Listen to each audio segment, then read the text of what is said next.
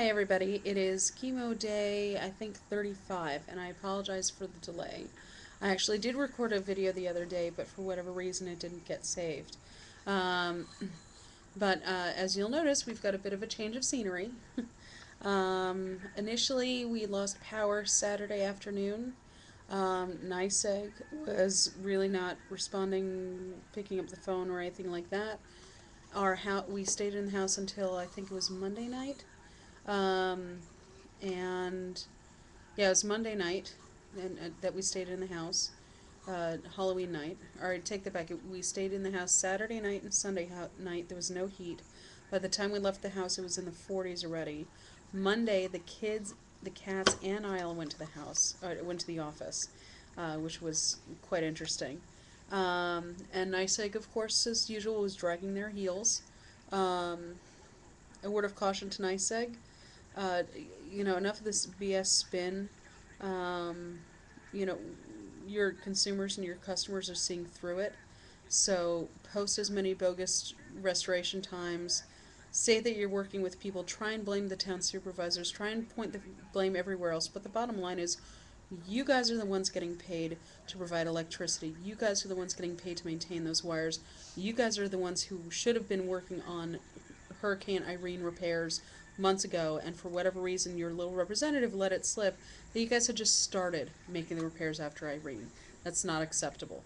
None of this is acceptable, and I say, so help me God, I will do what I can to make sure that you guys ultimately get your stuff together or get out of town.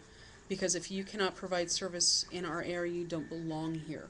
And quite honestly, it's shameful that you weren't providing, forget about shelter, that you weren't providing some kind of reimbursements or vouchers for people to find housing elsewhere.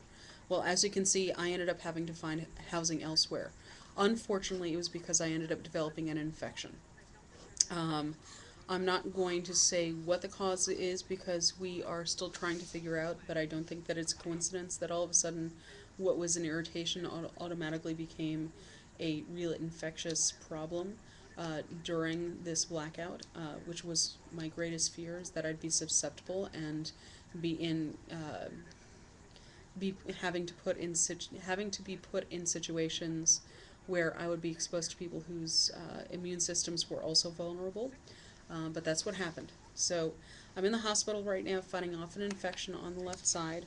Um, it ended up being cellulitis. I'm on a cocktail of various and sundry antibiotics. Uh, Sorry, I'm having a little bit of wooziness. The good news is that I'm reacting to those antibiotics. So you can see purple, eh, there's a purple line where, see that bright pink spot? I don't know if you can see it, but that bright pink was basically all the way up to this red line and all the way around. Um, Now it's starting to shrink down and we're getting splotches. The swelling is still there and obviously some of the pinkness is still there, but um, at least it's getting better, which is progress. I'm still going to be in here for a couple of days at least. So my kids are staying elsewhere. Uh, my parents are still without power. I'm still trying to get got my work done. But obviously, I hope everybody out there can forgive me for not blogging every day because it's been a little crazy. Anyway, so that's the situation right now. That's where I'm at.